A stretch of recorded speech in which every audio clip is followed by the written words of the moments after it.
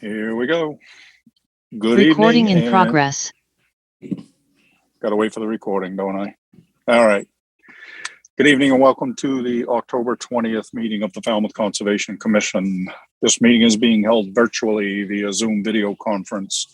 Please be patient. We'll do our best to be efficient and allow everyone to participate equitably. This meeting is also being broadcast and streamed online by FCTV in real time. As this meeting is being recorded by Zoom and broadcast by FCTV, please be aware of what you say, how you say it, and what can be seen and heard in your background. The chair acknowledges the attendance of staff members, Jen, Kevin, and Alyssa, and the continued support of our entire staff, Mark, Amy, and Kristen. Mr. Bird is not with us tonight, therefore the appointed alternate tonight is, wait for it, Pat Harris. I'd like to remind you guys that for commenting, I'll call on each of you at the appropriate time. Let's try to refrain from speaking over each other, and that all votes have to be done by roll call. When I call your name, state your name and your vote. And though it may be redundant, even if you're the one that made the motion or the second. To our public participants, at any time during this meeting, you may enter any comments or questions via the chat function. At the appropriate time, they will be read into the record. The link and further instructions are located on the agenda. Chapter 20 of the Acts of 2021 regarding COVID-19 allows for full public participation. Therefore, if you'd like to be heard on a specific hearing, let us know via the chat function. Then, at the appropriate time, I'll call for public comment. When you are selected, you will be moved into the hearing as a participant.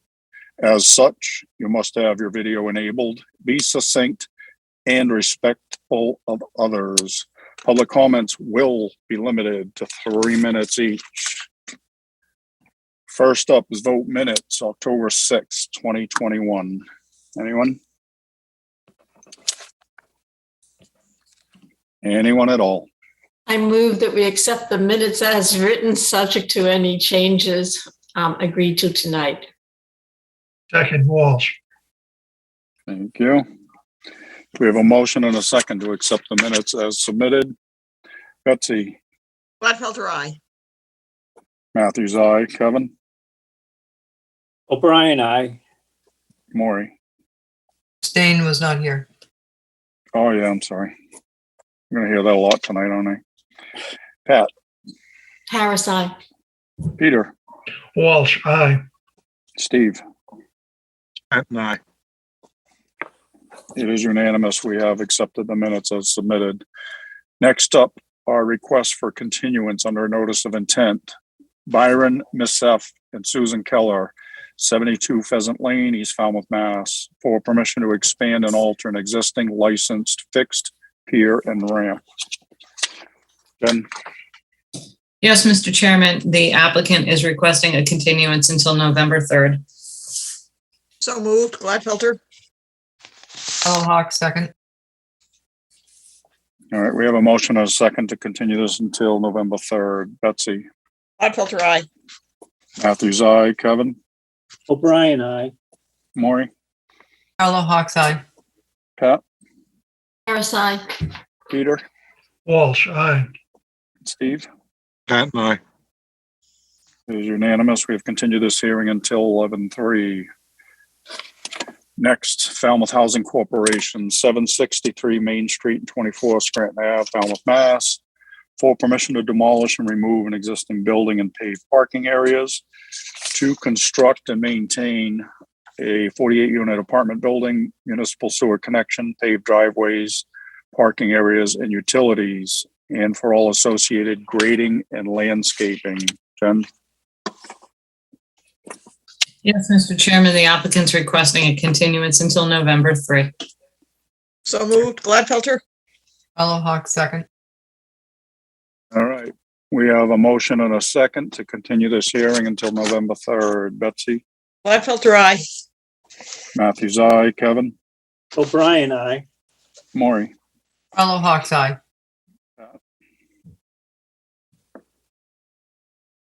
Hawk's eye.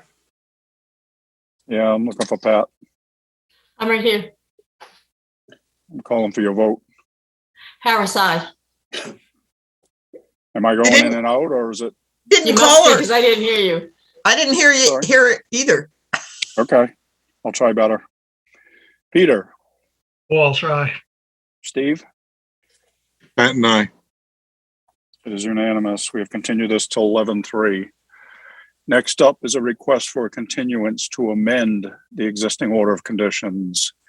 Betty 1 Tonenby, 8 Bridge Street, East Falmouth, Mass. Request to amend the order of conditions for Mass DEP number 25-4359 to reconfigure the house design, driveway location, and garage location. Jen? Yes, Mr. Chairman, they are withdrawing their application at this time. Okay. So no vote needed. There is one more continuance request for continued notice. Just in case anybody's in the attendees waiting for this hearing, it would be 23 Southview, if you want to announce that one, Mr. Chairman. Okay. All right, under request for a continuance under notice of intent, we have, bear with me, I have to jump around here. Where is that?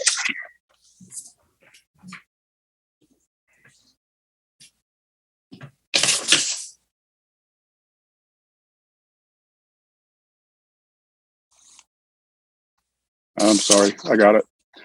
John Grassy Senior, Diane Grassy, 23 Southview Ways, Falmouth, Mass. For permission to construct a pier, deck, and privacy fence and to install mitigation and restoration plantings. Jen? Yes, Mr. Chairman, the applicant is requesting a continuance until October 27th. Before, well, I guess we'd still have to do this. But could I just ask, Peter, are you going to be here on October 27th?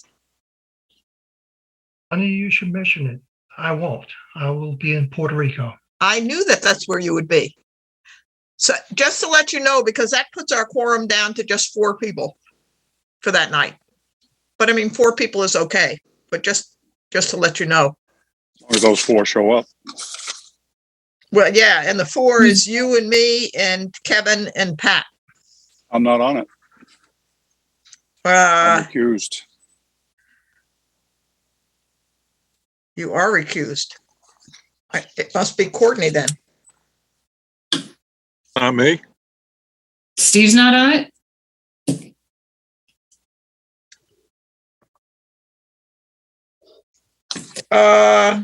What was the date, Betsy? The last date we had it was 9/29. Okay, hang on.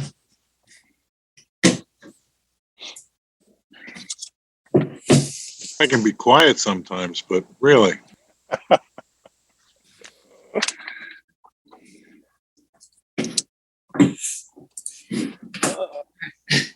29. Oh, here we Must go. have gotten you mixed up with Jamie that night, Steve. Okay, Jamie was here, Kevin O'Brien, Peter Walsh, Steve Patton, Betsy Gladfelter, Pat Harris. Courtney was not here. Okay, so it's Steve. So it's Betsy, Steve, Kevin, and Pat, and Peter won't be here. But that's okay. I mean, I guess we'll just have to deal with it. So Did you say 9:29 or 9:9? 9/29. Yeah, okay, yeah, it was Steve. Yeah. Yeah, I mean, I remember Jamie had been recused. So it's for 10/27, and I guess we'll go on and we'll just have to deal with it next week if any one of the 4 of us isn't here. No, that's fine. Okay. So moved. Patton, second. Hawk second. So we have a motion and a second to continue this until 10:27. Betsy? Gladfelter, aye. I can vote aye because it's just a continuance. Kevin? O'Brien, aye. Maury? Fellow Hawks eye. Pat? Fellow Hawks eye. Harris, Pat? aye. Peter? Walsh, aye. Steve? Pat and I. It is unanimous. We've continued this until 10:27. All right. Any more, Jen, that I don't know about? No, Mr. Chairman, sorry about All that. right. That's all right. Rather do it that way than wait till we get to it. Make everybody wait.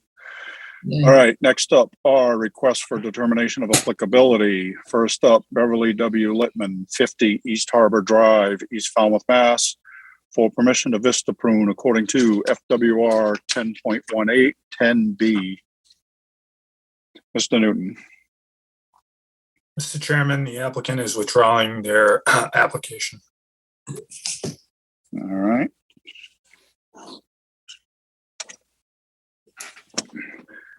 Next up, Stanley D. and Elise A. Rose, trustees, 358 Sitbuosit Road, Falmouth, Mass. For permission to construct and maintain an addition, relocate an AC unit, and trench for utilities. Mr. Newton. Mr. Chairman, staff recommends a -2 under the state and under the bylaw. Resource area boundaries are not confirmed. Carla Hawk, so moved. Pat and second. All right, we have a motion and a second to accept staff's recommendation. Betsy? Gladfelter, aye. Matthews, aye. Kevin? O'Brien, aye. Maury? Carla Hawk's aye. Pat? Harris, aye. Peter? Walsh, aye. Steve? Pat and I. It is unanimous. We have accepted staff's recommendation. Next up, FTC LLC, care of Joseph Construction Services, Inc., 95 Spring Bars Road, Falmouth, Mass. For permission to remove the existing precast plank deck and rails and replace with a wood deck with new footings. Mr. Newton? Mr. Chairman, staff recommends a -2 under the state and a -3 under the bylaw. Resource area boundaries are not confirmed. Carla Hawk, so moved. Pat and second. Gladfelter, second. All right, we have a motion and a second to accept staff's recommendation. Betsy? Gladfelter, aye. Matthews, aye. Kevin? O'Brien, aye. Maury? Carla Hawk's aye. Pat? Harris, aye. Peter? Walsh, aye. Steve? Pat and I. It is unanimous. We have accepted staff's recommendation. Next up, Jonathan Searles, 233 Nobsco Road, Falmouth, Mass. For permission to install an ADA compliant walkway from the existing parking lot to the existing buildings. Mr. Newton? Mr. Chairman, staff recommends a -2 under the state and a -3 under the bylaw. Resource area boundaries are not confirmed. Carla Hawk, Gladfelter. so moved. Gladfelter, second. All right, we have a motion and a second to accept staff's recommendation. Ma? Betsy? Gladfelter, aye. Matthews, aye. Kevin? O'Brien, aye. Maury? Carla Hawk's aye. Pat? Harris, aye. Peter? Walsh, aye. Steve? Pat and I. It is unanimous. We have accepted staff's recommendation. Next up, Gage Family Living Trust, Douglas B. Gage and Valerie A. Gage, trustees, 216 King Street, Falmouth, Mass.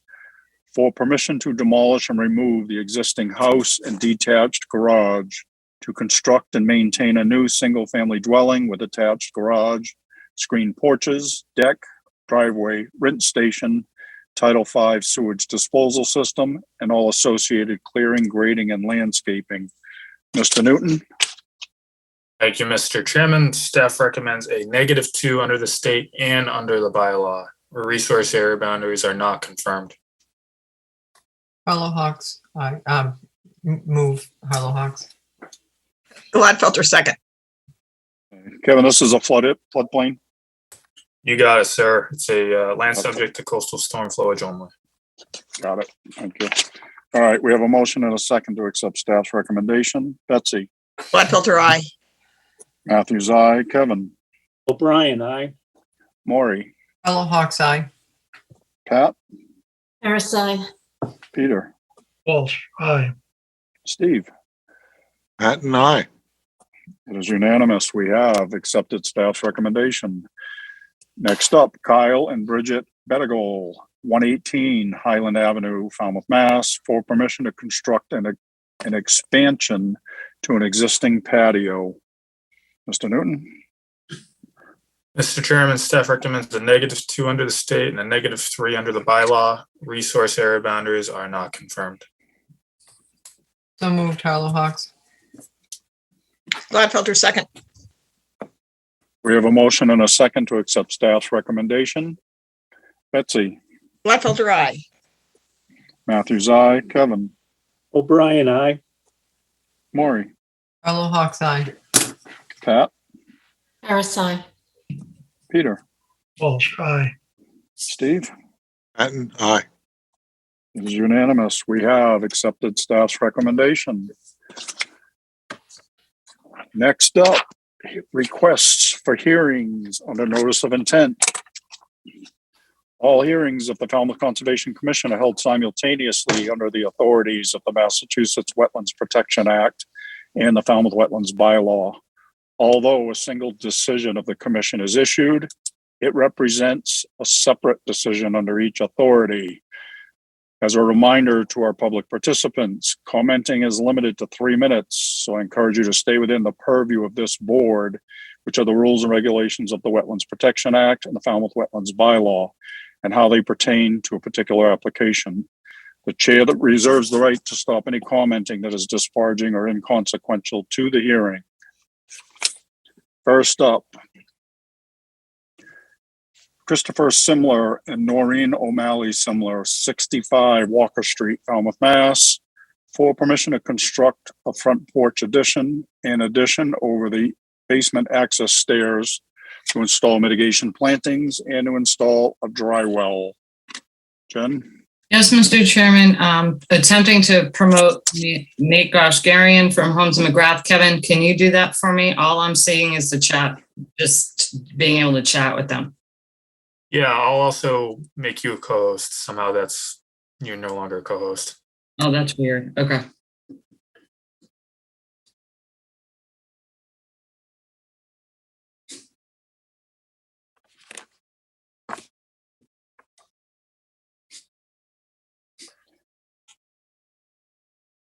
Cool. It works. All right. Nice. Good save. Nate, you're up, sir. All right. Thank you. Mr. Chairman, permission to share my screen, please. Yes, sir. Thank you. Why is that small? Isn't that pretty? Oh, all right. We got the plan in front of us. Yep. Now we have an aerial view. Okay. There we go. All right. For the record, Nate Goshgarian with Holmes and McGrath on behalf of the client. The property that we're talking about tonight is 65 Walker Street, not too far from Town Hall and a stone throw away from Sitter's Pond.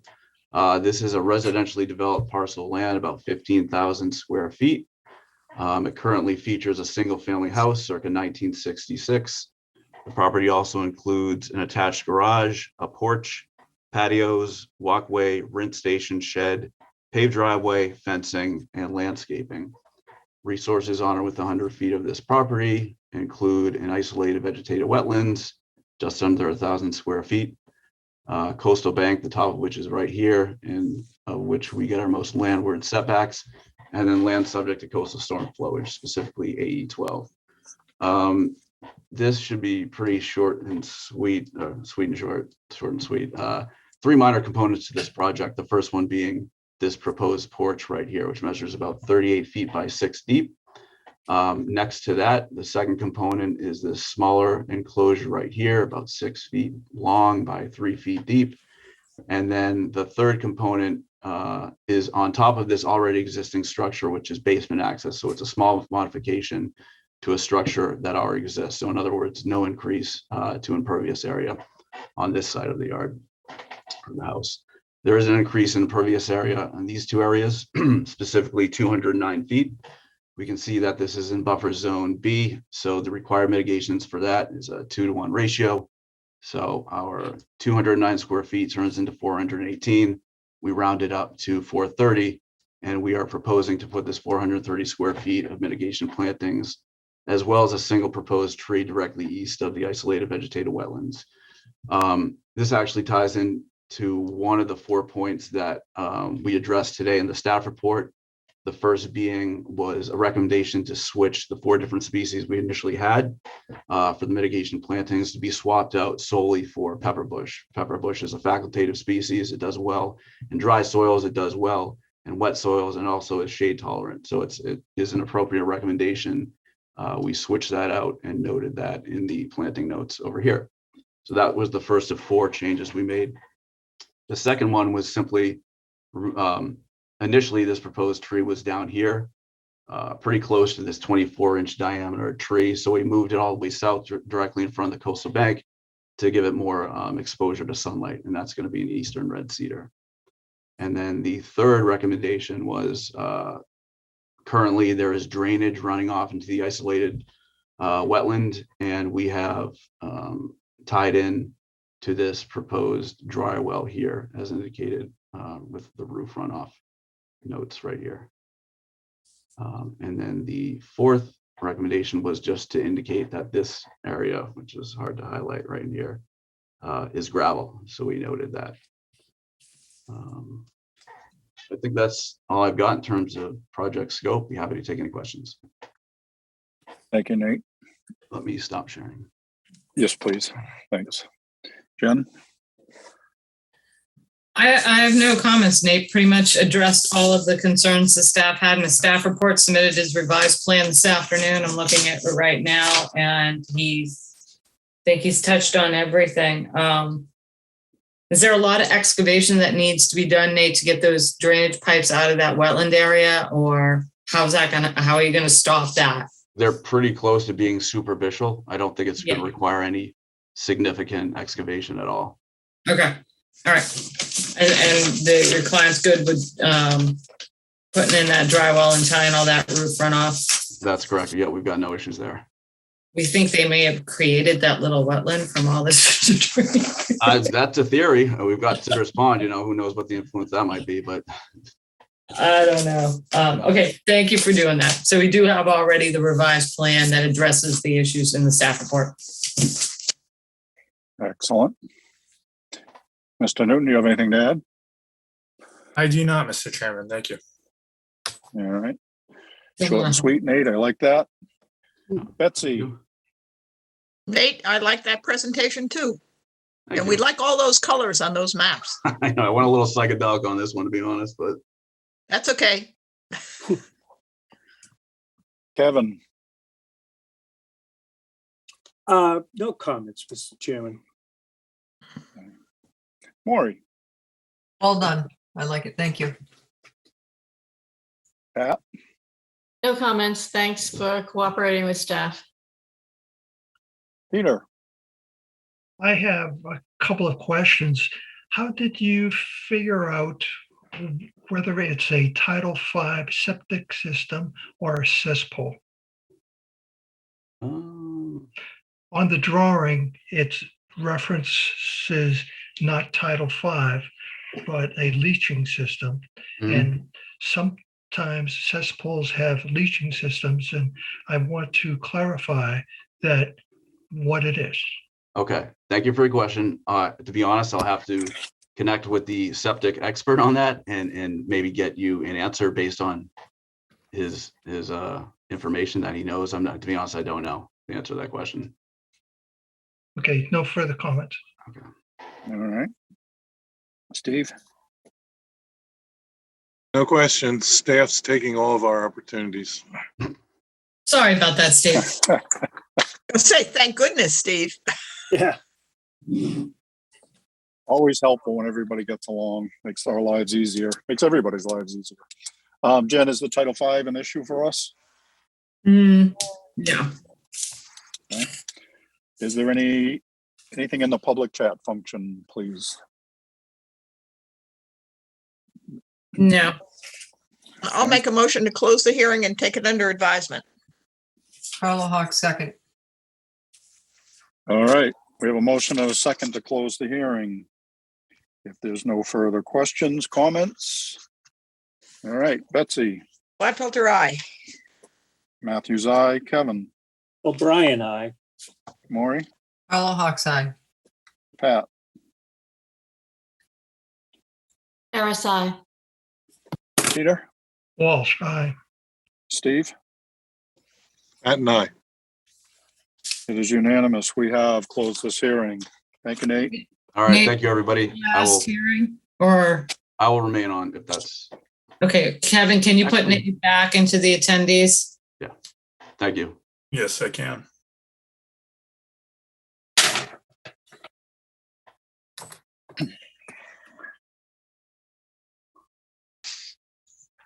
I might need Justin to do that. It's only allowing me to remove. And I don't want to take him out of the hearing.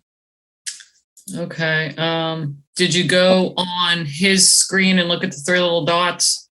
Yep. And then you went over to the attendees list and tried it out over there? Should say something like relocate the attendees. There we go. Okay. Nothing personal, Nate. Thanks for clarifying that. Appreciate it.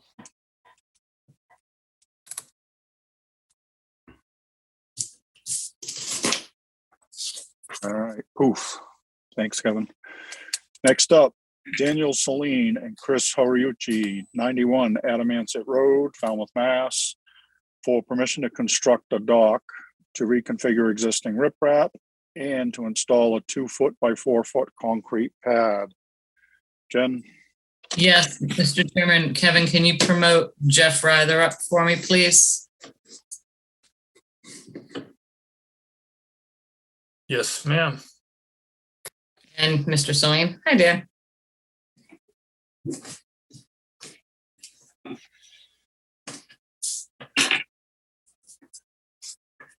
all right. No, Waiting. Jeff. Jeff, you need to accept the promotion to panelists.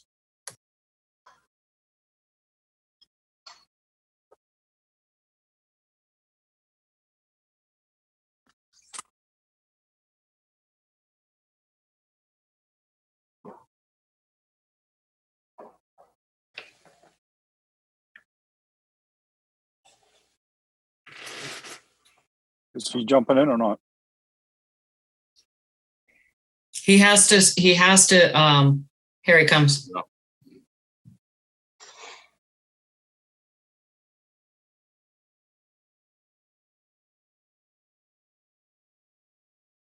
Jeff, your video and your audio are off. Okay, There got you 'em. are. Been a while. Okay. Mr. Chairman, I'm going to share my screen for Mr. Ryther. Okay. Jeff, you're up. All right, thank you. Can everyone see my screen? Yeah, Yep. Yes. Okay. very good. So I'm Jeff Ryther with BSS Design representing the applicant.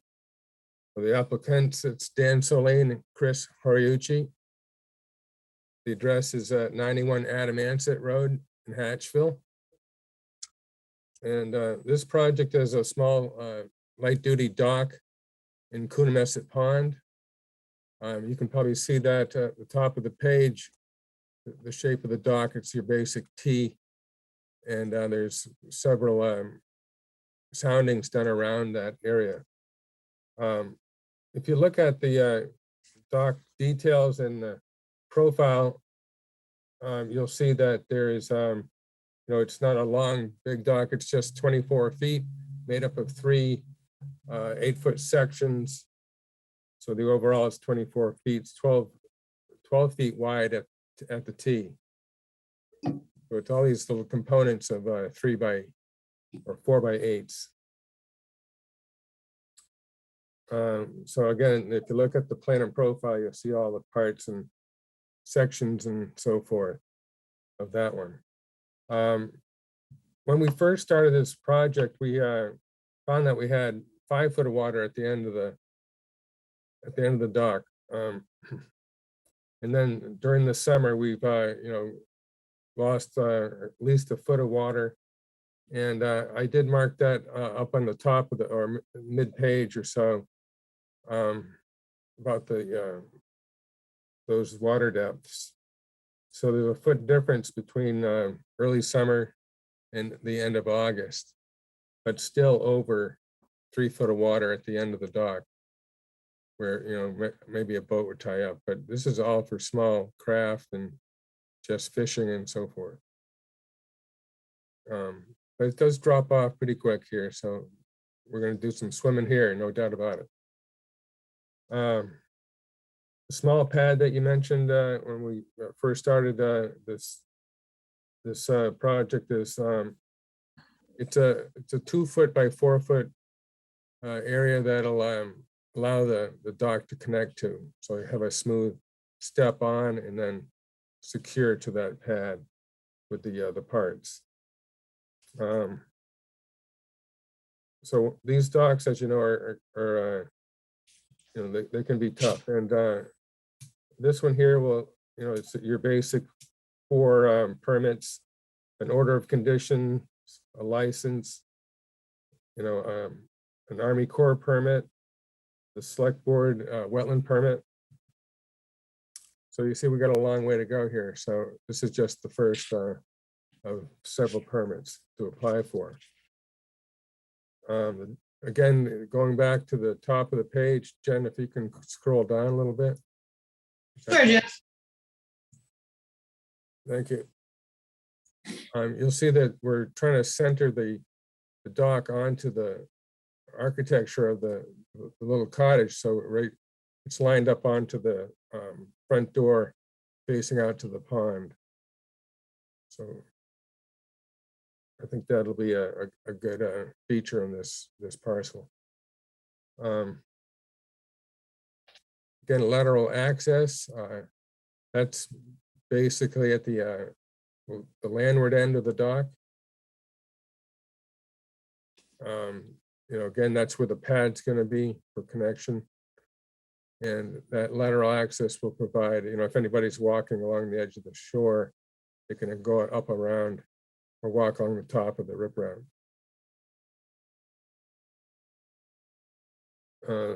The dock also has a ladder for swimming. And it's called out on the 20 scale and also on the plan and profile at 10 scale. Let's see what else we got. The manufacturer of this, like this one's called the Dock Doctors, and they're in Vermont, and they make a nice packaged dock to you know, set out into your waterway. So it's not a big deal, not a lot of equipment, just pound in the pipes. The pipes are 1.5 inches in diameter. There's 10 pipes that secure the dock. Should have mentioned this earlier, but the resource areas here, which won't be disturbed really, except for the bottom for just a little bit of the installation, is you know, there's land under a water body, inland bank, and BVW. The BVW is well away from this. It's down at the little canoe launch they have nearby to the south. I guess the last thing to say is we have one okay letter from the harbor master, and he said that basically at the back of the or the base of the letter that, you know, he agrees with the design, has no issues, and I'm hoping you all will say the same. Thank you, Jeff. And, I'll take care of any question. Do you want me to stop sharing, Jamie? Please. Thank you. All right. Jen, you want to start? Yeah, I have a few questions for Dan. Dan, is it the design you showed me the other day in the office, or is it a different design? The design I showed you in the office is for a property two parcels removed. Okay, perfect. That'll come up in another couple of weeks. Okay, sorry about that. I was getting confused because I was looking at, it's like, it look a little different. Okay, perfect. And the only other question we had is, there were a couple of trees taken down between 17 and 19, I guess, Alyssa pinpointed, over on the Well, corner. Yeah, I mean, I don't know if I can provide much enlightenment there.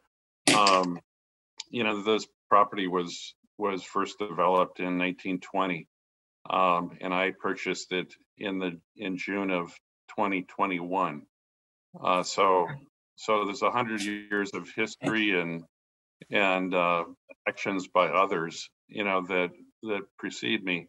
The observation I would make, having spent now 4 months on the property and sort of exploring, is that the shoreline is I mean, it's pretty often that you see along the shoreline trees that have fallen into the water, and I think that's as a result.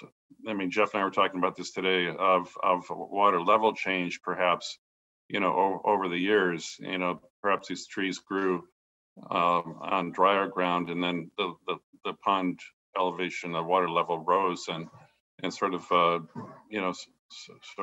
caused the trees to fail. I walked up and down the shore about 50 yards in each direction, today, and there were maybe a dozen trees, that had, fallen into the pond with their roots, sort of, in awkward positions, out of the ground. I think that's what happened there. There in one of the aerials, I noticed that the tree was actually on the water side of the wall. And of course, one of the stumps that you see out there is that tree. That the stump remains, and I'm sure it fell from natural causes, and I think they probably both fell from natural causes, but I have no proof of that. Okay, I'm just curious. Didn't know if you knew what happened. I didn't realize when you had purchased the property. There was a time of real restriction on this, so you have your DMF time of year restriction. Just saw that. April to June 15th for any in-water work. So, Right. And that'll be written into the order of conditions, and that's all I have. Unless Kevin Newton has anything to add. Jeff and Dan, I just wanted to ask, how did the septic installation go for you guys? It's been amazing. Honestly, I'm a landscape architect, as many of you may know, and but my work doesn't really include septic installations, and this has been a very elaborate and complicated installation where the tank was installed in the driveway area, where the groundwater was 30 inches below the level of the parking surface. I think the tank is, and Jeff knows better than I, is probably 9 feet into the ground. The soil absorption system is up on the hill behind and accessible only for construction over an abutting neighbor's property. So there were any number of complications, whether they were political or engineering wise. But we committed to utilizing a dewatering system that involved 27 wells 13 feet into the ground, all around the location where the tank was installed or was excavated for. And after 5 days of pumping, it was essentially dry ground. I mean, it was the cleanest, most I think sophisticated way, to do this project. There was no mud. All the water that was being pumped through the wells and back into the pond was clean. There wasn't any sign of any siltation or plume of any discoloration in the pond. I'm really pleased with the way we did that. It was probably the most expensive way to do it, but I felt it was the right thing to do for that property. All right. Thank you very much. I'm glad to hear that it went okay. That's all I have, Mr. Chairman. Thank you. Steve, we'll start with you. Yeah, the septic system, I couldn't figure out how they got down there and worked all in that spot. It was interesting. I don't really have any questions. I think the doc seems reasonable. Thank you. Peter? Yeah, I had difficulty figuring out what all the construction was in the shell parking area on the drawing, but I assume that I missed something and the cesspool is being replaced to a Title V. Is that right? Jeff, why don't you go ahead and answer that? Yeah, can you hear me okay, first of all? Yep. Yeah, okay. So, yeah, it was a pretty elaborate installation. I was there a couple times during that. But you know, a very clean site. And I was, you know, kind of amazed at the amount of equipment. And I saw there was no bloom. In fact, there was young fish all around the shoreline when I was there. So I hope that answers your question, but maybe just if I could just add, you know, I think Jeff permitted the septic system, you know, early in the spring as a replacement for a failed cesspool. The cesspool was pulled out last week, and the tank was installed on Monday and backfilled. Yeah, we're almost finished. We're almost finished, you know, now. Okay, well, it would be nice for the record to have the drawing match the cesspool / Title V. In fact, on the grounds. And I have a further question. I saw a lot of remediation piping and elbows and so forth. It was marked remediation. Is that part of the Title V or part of the pump out of the tank area, or what was that? Yeah, I believe the pipes that are on site now. Well, first of all, I don't know when you were there and what you saw when you were there. On Monday. On Monday. Okay. Was the pumping system was in place and operating on Monday when you were there? I don't think so. Okay. Well, it's been all I can really say is that there have been an awful lot of pipes, you know, on the property in the last couple of weeks. You know, like I said, there were 27 wells that were installed all around the area where the tank was to be placed. Well, and those wells were connected to a manifold that was connected to a pump, and then there were 3 stages of filtration. Dan, my only concern was that if you had some remediation that was an oil pollution or something on the site, I just wanted to hear about it. But no, it seems nothing. Like, okay. It was really very clean. Okay, no further questions. Beautiful sand. Thank you. Pat? No questions. Thank you, Mr. Chair. Maury? I only had 2 questions. Is this a seasonal dock? Well, it'll be used seasonally. We received a question from the harbor master about whether it was going to be removed in the fall and installed in the spring. I mean, I'm unfamiliar with, this is my first dock I've had in Massachusetts. So I grew up in Minnesota, where the concept of a dock left in the water over the winter is just a non-starter. You know, the dock would be toothpicks by spring. So I'm told by Jeff that through use of a bubbling system that the dock may be able to remain in the pond through the winter and not therefore be installed and removed annually. That sounds good to me. I'd like to have a dock that would be permanent. All right, well, the only reason I'm asking is it's just, everything's gonna be done by hand. It says in your narrative.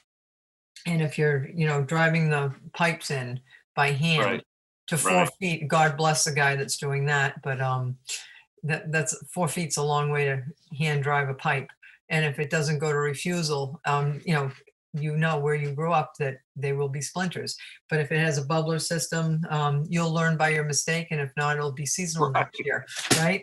But other than that, I mean, Accept your caution. it's less impact to take it in and out versus what- having the bubbler. So Yeah, that, it's and, impact on the environment and me. right. Please So, don't and if talk it over does, each other. and if it does become a seasonal dock due to, we learn by our mistakes, then I just want to, that it's stored in the upland, that whole drill. And other than that, that was my only question. Thank you. Jen? Beautiful piece of property. I'm gonna jump in here. Jeff, if it is proposed to be year round, then you're gonna need to show your electrical line for the bubblers going out to the dock. And you don't have that on the plan. So can you just revise your plan to show that for me? Yeah, I don't know if we knew exactly what it was gonna be year round or not, but we wanted to at least try it, and Okay, well, then you're gonna need electricity. so you just want some electricity, conduit, basically. Yeah. Yeah. Thank you. All right. Kevin? No questions, Mr. Chairman. All right. Betsy? Well, just to comment, to follow up on Peter's, while you're revising your plan, Jeff, revise where the new septic system is and get rid of the cesspool on the system, on the plan. But other than that, I love looking at the dewatering. I love dewatering. It was interesting. Not many people can actually accomplish it. It takes a lot of effort, especially when you're dewatering a major river. 27 wells. All right. Jen, is there anything in the public chat function? No, Mr. Chairman. So can I make a motion to close this hearing and take it under advisement? I believe you can. Then I do. Harlow Hawk second. All right. We have a motion and a second to close the hearing. Are there any other comments or questions? All right, Betsy? Gladfelter, aye. Matthews, aye. Kevin? O'Brien, aye. Maury? Harlow Hawk's eye. Pat? Harris, aye. Peter? Walsh, aye. Steve? Pat and I. It is unanimous. We have closed the hearing. Thank you, Jeff. Thank you, Dan. Thank you. Again, thank you. Is this your only hearing, Jeff? Yes, Okay. appreciate it. Thank you. Good night, Jeff and you. Dan. Good night. Thank you very much.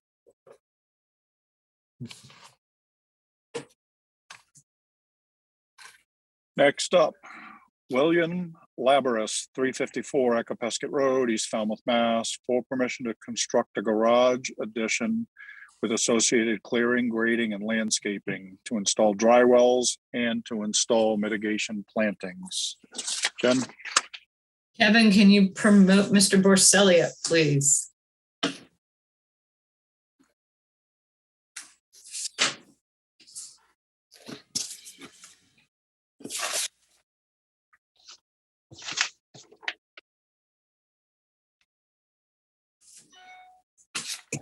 Mr. Borselli, good evening. You're up, sir. Chairman, members of the commission, for the record, my name is Mike Borselli, Falmouth Engineering, and I represent the applicant. Is it possible to impanel my client, Janice Wellink? She should be in the audience.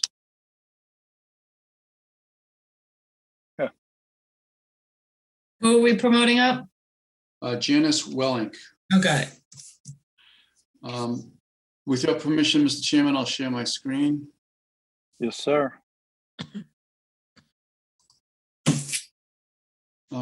I represent the applicant, William Laberis and Janice Welnick. The property owners are 354 Acapescott Road.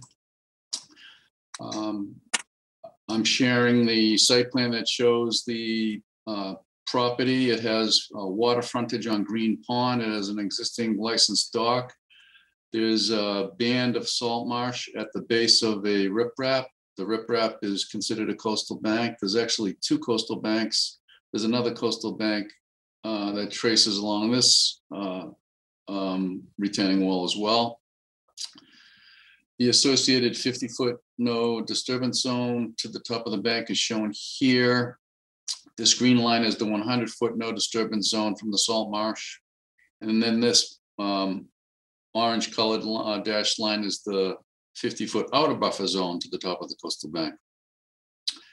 What the applicants are proposing is to construct a garage attached to the side of the existing house.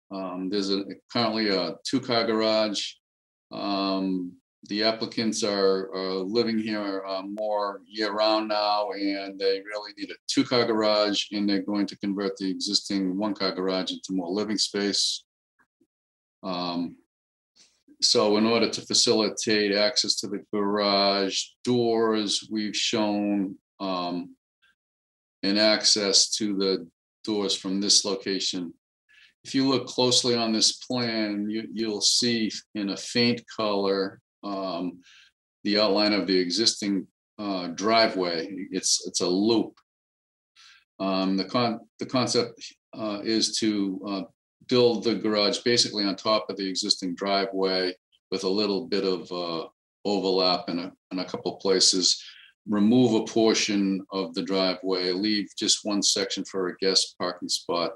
And there's a band of new driveway proposed here. To all the works in the outer buffer zone B of a coastal bank, there is an increase in impervious surfaces, which on the original application translated to a need for 232 square feet of mitigation, and we were proposing it here. And we're proposing one tree. Very recently, there's been a plan revision, but I didn't want to share that with you until I showed you the plan that was proposed, because I didn't want to confuse you. But my client wanted to make some minor modifications, and it was suggested by, I think, Betsy on site, that we submit a revised plan to share tonight, even though it wasn't part of the application. And I'm going to share that with you if I'm doing this right here. And I know it's late in the submission, but it was advised to share it, so I am. We're making some minor changes. The driveway now is curved here. Some of the impervious surface has been trimmed off. That translates to a further reduction in the need for impervious surfaces. Mitigation for the impervious surfaces down to 136 square feet. We're still proposing one tree. There were some other labels on the plan that suggested that this was all native planting, and it really isn't. So we changed the label to call it existing landscaping. There's a limit of work shown. Dry wells for the roof runoff from the garage are shown here as well. All the work's on the landward side of the house. I also show the existing septic system over here, so there's no conflict with that. And with that, I'm happy to answer questions. Thank you, Mike. All right, Jen, do you want to start? Well, first of all, I would like to request that the commission doesn't say that it's okay to submit a plan the night of a hearing that the staff has not seen. So I can't comment on what Mike just showed us because we didn't have a time to review it, and I'm not reviewing it the night of a hearing on a screen. So that said, Mike, your plan did you add the steps and the fence that Alyssa wanted you to add to the plan? No, I haven't done that yet. I wanted to get all the feedback from the commission tonight, and I will be requesting a continuance so we can do that. I was only sharing the plan for information because it was suggested by some commissioners that were on site that we do that. So Commissioners, bad. so I didn't break the rules. Offending commissioners are, Mike. I'm not mad at you.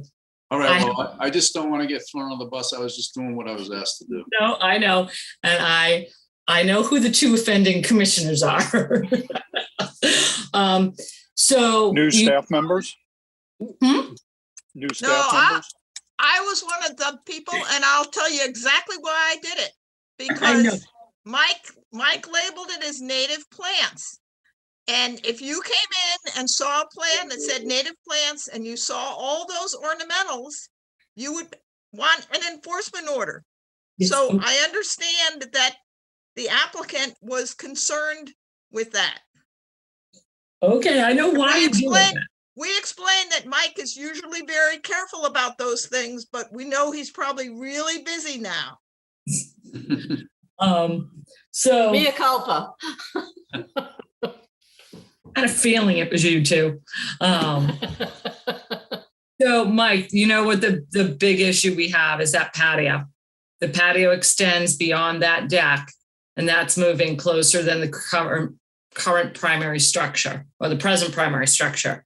So that will need to, because we don't have the stairs on your plan or that new pad or that little patio. So I don't know when you did the survey for this property. 2016, it was done in 2016. Yeah, so that patio needs to be cut back. Those stairs need to be go on. So if you give me 1 second, Commission, I will show you what I mean. If I can find it.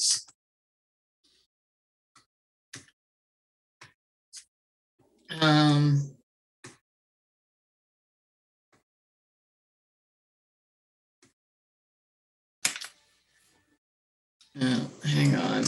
I have it on an aerial photo, Jen, if you want me to share that. She had a really great picture of it. I'm just trying to find it. So, Mr. Chairman, if I share my screen real quick. Sure.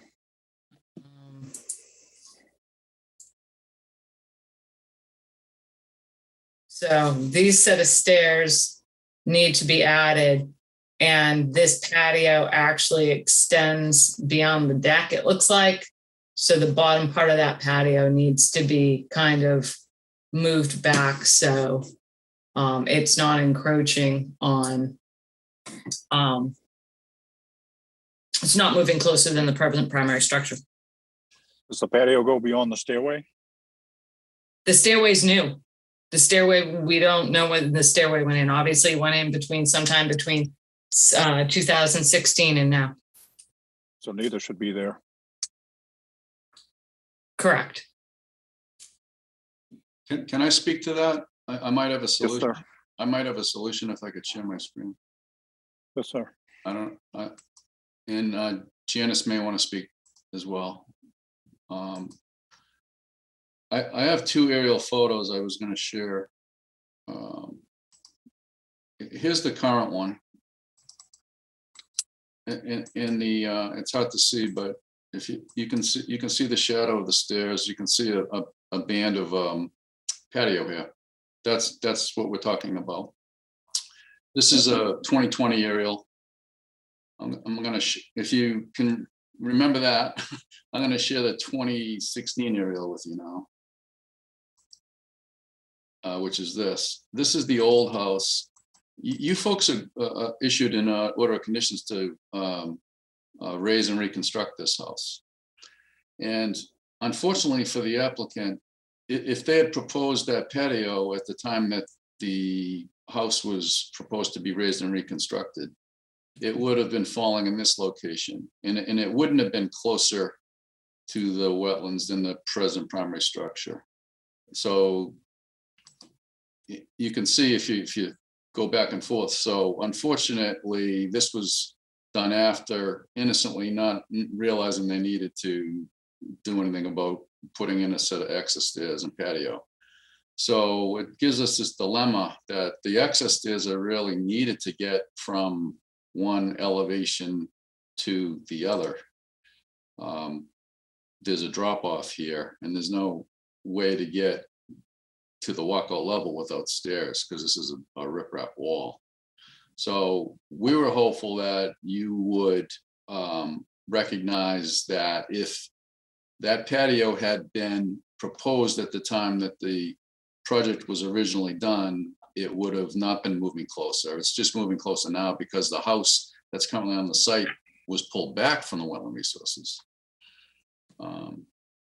That's all I can really say about it. I just wanted to put some perspective on that. I can't really recommend the commission go down this road because then we'll be dealing with, you know, oh, this is the house that was back there in 2010. So we should be able to have this information now. I just think it's a really dangerous precedent for this board to set because you will see these examples again. So we would recommend not allowing that. And also the natives along the bank were ongoing with an old deed. So the natives should be put back, the ornamentals should come out, and those natives, that area of ornamentals along the bank replanted because it was an ongoing condition that they remain from an old order. And I think that's all I got and all I have. So, Mike, I can probably, if you need that old order, we probably can get that to you. Yeah, that's the first I've heard of that. Yeah. Could I just address the what you call the ornamentals? I worked with you, Jen, on a mixed border that included natives and non-natives. Yep, I remember that. Yeah, and there was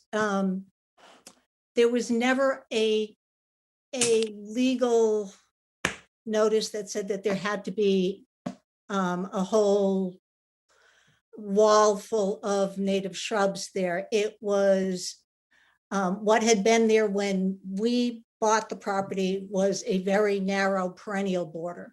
And so I put in everything that I can get to grow there, such as grasses and native shrubs and whatever perennials find their way in there that I don't even plant, that just come up from whatever was in the soil. Okay, ma'am, do you have a video? Yeah, I can. There. Okay. Thank you. The chairman's requesting you on video. No, I do remember working with you. So let me pull up your old plan and we'll look at that and we'll compare to see what's out there now. Okay. It's mostly grasses and, you know. Okay, but I mean, I remember working with you. I just don't remember the specifics of your plan. Mm-hmm. So, but there probably was, I mean, my agents do a fairly thorough job. There probably was language and those had to remain. So let me revisit that. Okay. Okay, great. And again, Mr. Chairman, unfortunately, you know, I don't want to get in the board to get into these situations where things are encroaching closer and we're looking at plans from 10 years ago. I just think that is a very dangerous road to go down. Could I just mention one more thing? That's a mea culpa on me. When we proposed the house, our original drawings showed a set of staircase on the other side. And Ilario said they can't touch the house, so move it down further down the wall. And we thought that's crazy. It doesn't make any sense from there to have a set of stairs. And so after living in the house, we said, oh, but it makes sense to have it on the other side. So we thought, he said, as long as it didn't touch the house, it could be there. So that was on us that we said, well, it doesn't touch the house. We should be okay. And it doesn't go beyond what was there. So our mistake. Kevin, do you have anything to add to that? No, not at this time, Mr. Chairman. Thank you. All right. Pat, we'll start with you. Well, it seems to me that we're at the point where we should be asking for a continuance if the applicant Yep. will accept a continuance. I Mike don't have any mentioned that. comments at this time. Okay. Peter? Just it's a beautiful lot. Steve? No questions at this time. I was working on a garage and now I'm thinking about steps, so next time. All right. Betsy? I have no questions at this time. Okay. Kevin? No questions at this time. Thank you. Maury? The only question I have is for Mike. Is that an H20 tank? Yes, in fact, Okay. it was designed that way because the guests do sometimes park off the driveway on that. Okay, that's all. And the other questions will be in a continuance. Thank you. Yep. Jen, is there anything in the public chat function? No, Mr. Chairman. Yeah, I gotta get my Or schedule. Sally, what do you? I had a question. Please. I don't know where the commission stands on the recommendation of staff. Can I have a clue? We gonna mandate that the patio and stairs be removed, or could they possibly be mitigated for? Given my argument that they would not have been closer to the water than the previous present primary structure. I'll It's comment. a tough, I'll comment. Mike, I think we'd hear that argument from you again soon. I think Jen is correct. Isn't it a good argument? Oh, it's a great argument. And I feel bad for the applicant. I understand what her dilemma also. But I'm hoping that you and the applicant will work together, and Jen and the applicant will work together and iron out the issues that came up. Okay. all right, Mike, what are you thinking? Well, I do obviously need a continuance, but I want to make sure I have enough time. I was thinking that 2-week continuance, I might not be done by then though. But I don't want to push it out way out. So is there what are the options for dates? Hang on 1 second, Mike. So I have 3 notices and I've got 3 continued. Wait, no, that's not continued. It's being heard tonight. I got 2 continued, 1 you haven't even heard before, so that's 4. I think we could do this on the third, Mike, but you would have to get the plan to us next Wednesday. Is that going to be possible for you? That's the part I don't know.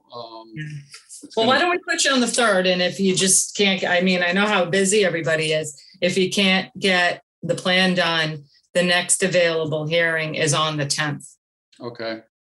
I mean, I wanted to get some guidance from you. That's why I'm asking if we can get, maybe it's going to be tough to get there. And, I'm going to do my best to submit it in So time. why don't, because we'll probably want to jump on a Zoom call next week, Mike. Why don't we just push it out to the 10th? Okay. Okay, and that just gives you a little bit of breathing room there. Okay. Okay. Yep. That's my request. Okay. So, At the request of the applicant, I'll make a motion to continue to November. Justin, November turn your 10th. stuff off, please. Justin. There we go. Thank you. All right, we have a motion to continue this to 11:10. Do we have a second? Follow Sarah, Hawk second. Thank you. All right, so the motion and the second is to continue this hearing until November 10th. Any other questions or comments? Steve? I assume we have access to the plan that was submitted when this house was built. I don't. How long ago was it again? We have a plan revised 514. Does that sound right? Yeah, we have a plan from, we have a plan from 2014, and it says 2000, it was January 14, then revised May of 14. We can send these to you. Do you want to see them, Steve? Yeah, I was just curious, you know, what the Yeah, I'll design send you- included in the I front will of the send house. you, yeah, because the stairs do extend that way. They extend out towards that. So we'll send you what the existing conditions were at the time and then what the original proposal was. Okay? That would be great. Okay. Helpful, anyway. Thank you, Mr. All Chairman. right. Sure. All right. Justin, please mute yourself. I All right, have we have a muted him. I have the power to do that, but I don't know if he's aware that this is happening. He keeps going in and out.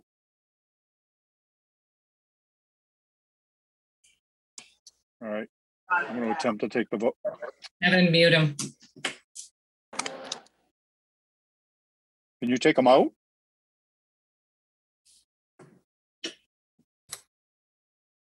I cannot because he is the host. I don't think he's on site. All right, I'm taking the vote for the continue this to 11:10. Betsy, Filter eye. Matthews, aye. Kevin, O'Brien, aye. Maury, Carlo Hawk's eye. Pat, Harris, aye. Peter, Walsh, aye. Steve. Pat and I. It is unanimous. We've continued this hearing until November 10th. Thank you, Mr. Borselli. Thank you, Mr. Chairman. Thank you, Commission. Kevin, leave Mike in because he has the next hearing. And you can remove the property owner. And then Mike, who are we promoting up next with you? Ian Warner from Bernice Waller Design. Okay. All right, next up, Pinson Builders, 362 Acapescott Road, East Falmouth, Mass.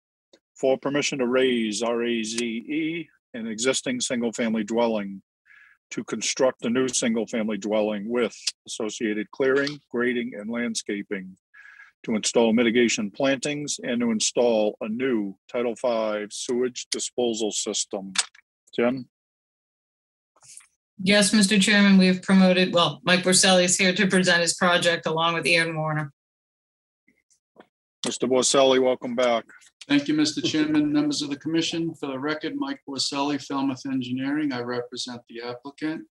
I'd like to share my screen with your permission. Yes, sir. I'm joined tonight by Ian Warner from Bernice Waller Design. They did the landscape design that's part of your package.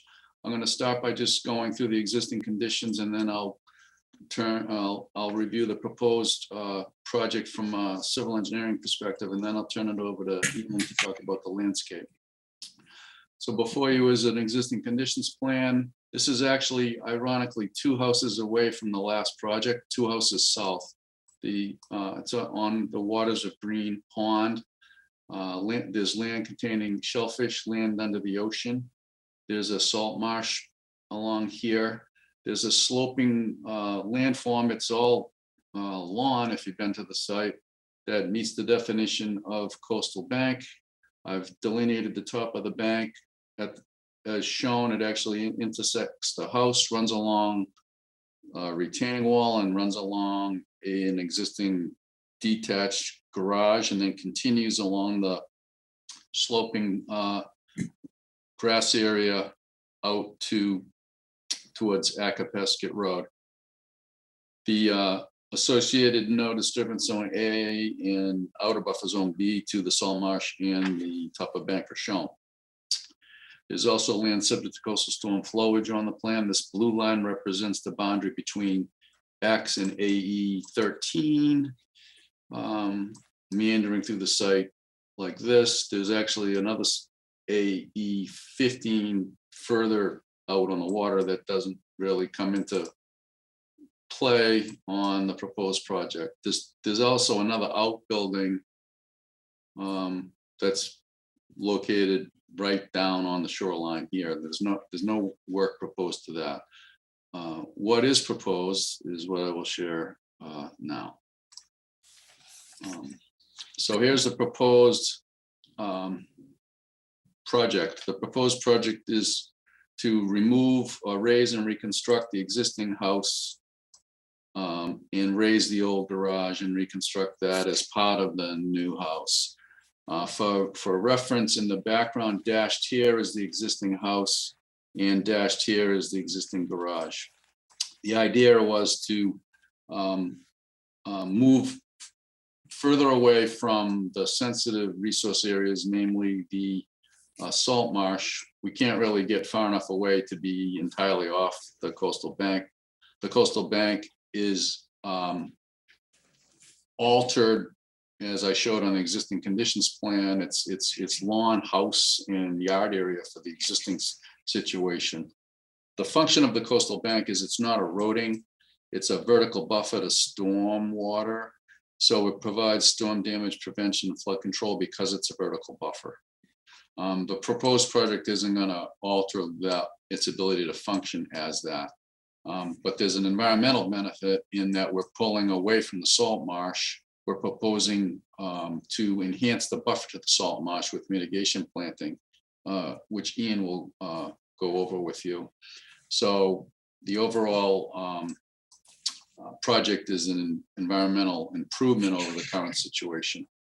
There's two cesspools on the site I'm circling here that serve the house. Those are to be pumped and removed. A new Title V septic system is proposed up in this corner as far away as possible from the wetland resources. It's over 200 feet from the salt marsh. It's at its closest point, 73 feet to the top of the non-eroding coastal bank.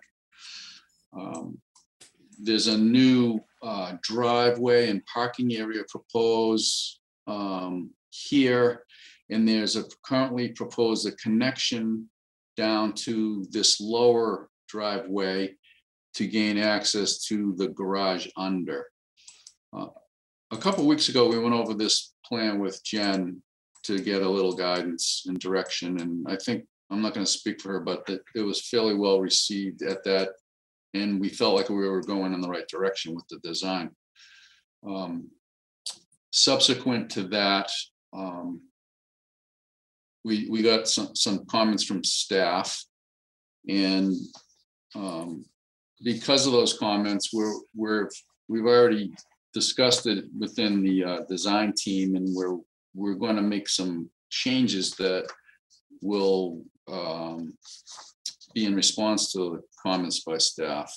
So we will be asking for a continuance, but we wanted to get other input from you before, so we could make all the revisions at one time.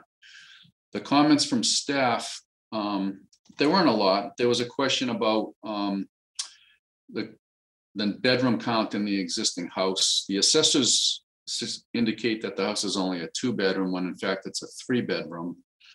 And I neglected to share this email, but to verify and confirm the 3-bedroom count, I went to the site with the health agent and we walked through the house, and he confirmed that the existing house does have 3 bedrooms, not 2. So it's a late arrival by email to your staff, but this has been provided to the record now to verify that. Back to the plan. The other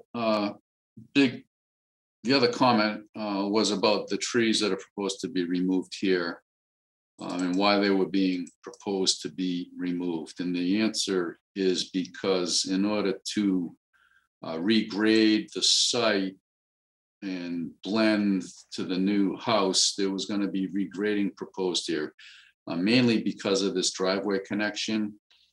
So the regrading was going to necessitate the need to remove these trees. That's one of the things we're going to change and why we're asking for the continuance. We're going to eliminate this driveway connection, and I'm going to submit a revised plan. And by eliminating this driveway connection, the regrading is significantly reduced, so these trees will remain.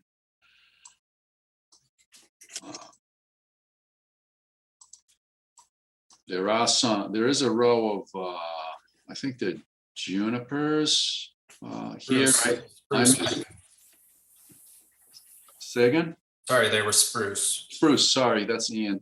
I mislabeled them hemlocks. That shows you what I know about anything that's an evergreen. I have trouble identifying, but these hemlocks were planted when the house was developed, and they're proposed to be removed, but they're actually spruce. Some of them are in the location of the new septic system, and some are in the location of the driveway and the access to the house. There's mitigation for the tree removal outlined on the plans by Bernice Waller Design. And the impervious surface calculations are all tabulated on my plans. The net result of this current design is there's a proposal for just under 6,000 square feet of mitigation planting.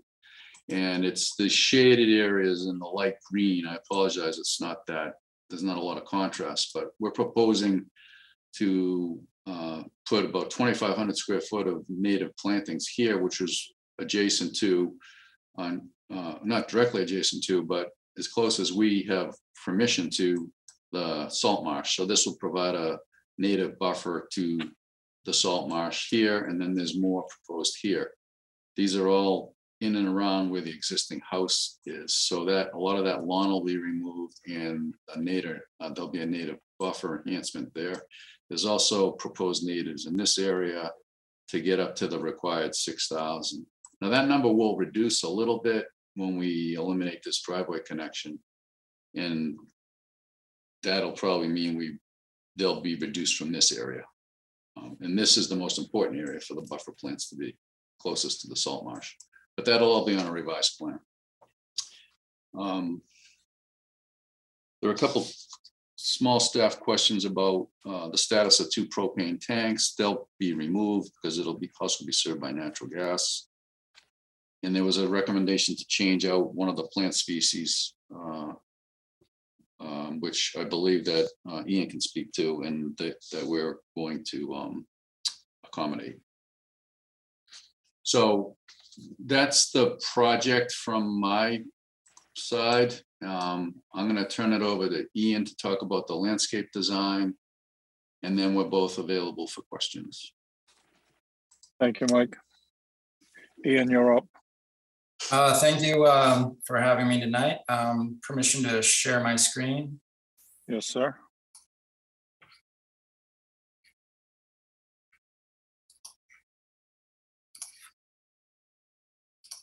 Sorry about that.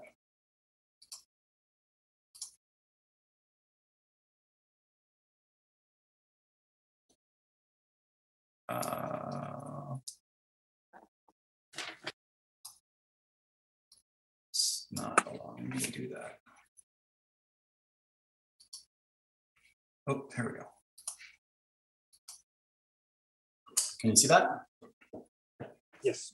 Yes. Okay, great. So this is a rendered version of the landscape plan. It's for the illustrative purposes only. There's a couple slight variations that we pick up later in the black and white version, but this one's a little bit easier to see. The darker areas are the mitigation planting. There's some ornamental planting around the house. This is the driveway coming in and parking that Mike spoke of, and then also the proposed connection from the upper parking down to the garage.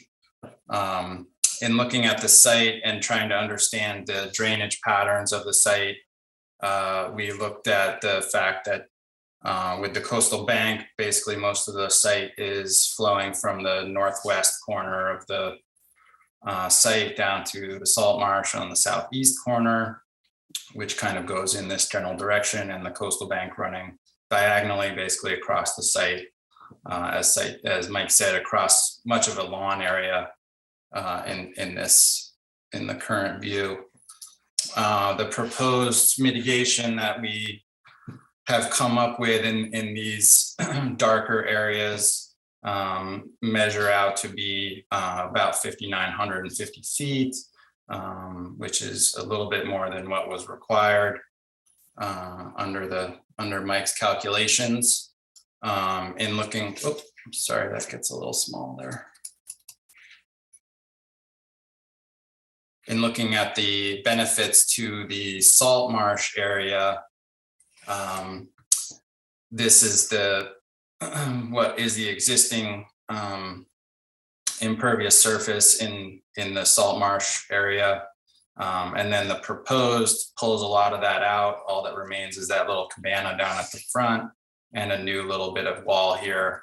Currently, there's no real buffer provided for mitigation to those structures. And we're adding about 3,500 square feet of mitigation planting within the salt marsh buffer there. So let me go backwards here now. So the landscape plan in the black and white version, these are again the areas of mitigation with the native plants up on the top here on the northern property line, and then down on the southern slope, and then as well as flanking the driveway that goes from the top to the bottom. As Mike said, we are looking at removing this area, so we will be revising that number of mitigation, but also its location. What we're trying to do right now, what we're thinking is to keep everything along this southern border, and then remove some of the planting, some of the square footage along the northern border, which is at the top of the slope. And then this is, again, for just the illustrative purposes, so it's a little easier to see. And that's all of the planting is native planting and taken off of the Mass Coastal plant list. And I'm going to stop sharing and allow any questions. Thank you, Ian. Jen? Yeah, thank you, Ian. Thank you for looking at revising the plan. I did have some concerns with the amount of sweet gale and the amount of Carolina rose in relation to the other native plants being used. So when you're looking at revising your plan, if you could look at reducing the Carolina rose and the sweet gale, that would be something that I would be looking for. And Mike, thanks for giving us the email. You know, they're really thorough. So when we're looking at, and we know that it sometimes varies, and we know you do a walkthrough. So if you can remember in the future, Yep. You'll see that from us again. So if you just remember in the future, that'd be fine. It's hard to remember these things. So yeah. There's, yeah. It's just helpful that you get a confirmation from the health department. So that's great. So that helps us too. You don't have a DEP number yet, unless you've gotten one in the last 2 hours. So you have to continue anyway. Okay. Yeah. So I think my concerns are going to be with Ian, for Ian to address at this point. And Jen, we're going to be happy to do that once, as we revise the areas that we're going to be mitigating in. We're happy to revise the plant numbers and okay. ratios. Mr. Newton, do you have anything to add? I do not, Mr. Chairman. Thank you. All right. All right. Kevin, we'll start with you. No questions, Mr. Chairman. All right. Maury.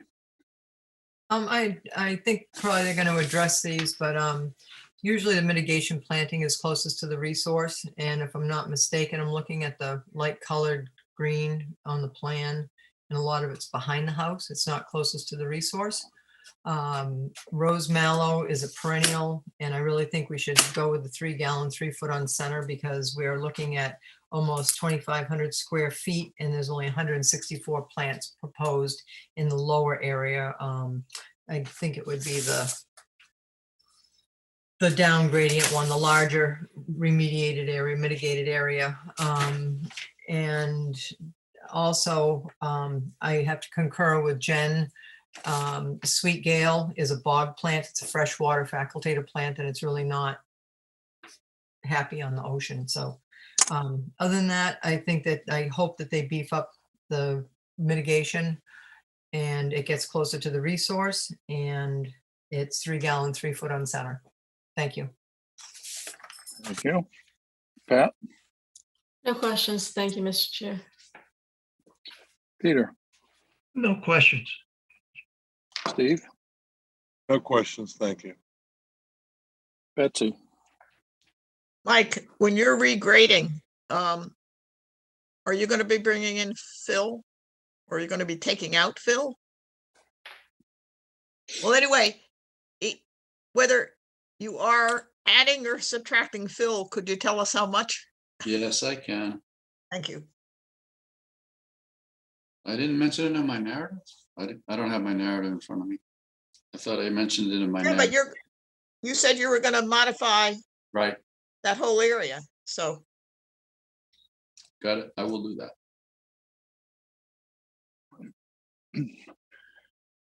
All right. Jen, is there anything in the public chat function? No, Mr. Chairman. Mike, I don't know if this is a question for you or Ian, but the drainage, you show it as going onto that road. That's a private road, but can you do that? I mean, Yeah, well, the drainage patterns are such that they all pitch to that direction now. We're going to eliminate that driveway connection. So there'll be no drainage from a new driveway introduced there. And the roof is all contained in dry wells. So, you know, you won't be contributing. we're not adding or contributing more runoff to that roadway. No. Perfect. One of the things too with that area is one of the reasons why we chose it for mitigation purposes, which is on the landward side of the house, is because there is a lot of water that runs down in that direction. So being able to fully plant that area for mitigation purposes is going to help with that drainage as well. Okay. All right. So Mike, what are you looking for? November 3rd, if I could. That works for me. So at the request of the applicant, I make a motion to continue to November 3rd. Follow Hawk second. Okay, we have a motion and a second to continue this hearing until November 3rd. If there's no further comments or questions. All right, Betsy, Gladfelter, aye. Matthews, aye. Kevin, O'Brien, aye. Maury, Hawk's eye. Pat, RSI. Peter, Walsh, aye. Steve. At night. It is unanimous. We have continued this hearing until November 3rd. Thank you, Mr. very much. Borselli. Mike, Thank you, Ian. touch base with me tomorrow. We'll set up a Zoom call for your previous hearing. Will do. Thank you Okay. all. Thank you. Good night. Night. I I have host powers again. Woo-hoo. Oh, jeez. We're in trouble.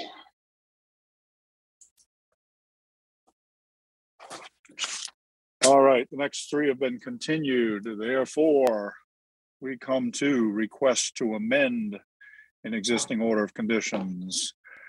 First up, James and Paul B. DeVellis, 22 Dusty Miller Road, Falmouth, Mass. Request to amend the order of conditions for Mass DEP number 25-4409 to permit a fence and reconfigure the mitigation planting location. And if the applicant throws in a bottle cap reference, is done. Oh, you beat me to it. I was gonna Yeah, lead off see? with that. See? All right. Remember that. I'm glad some Mr. people Bunker, you're remember. up, sir. I did my job 3 years ago or so.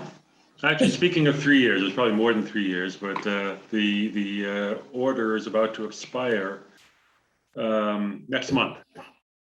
And we actually did just submit a request to extend the order just so we can finish up this this process. This process is right now is for a, oh, sorry, for the record, my name is Tom Bunker with BSS Design.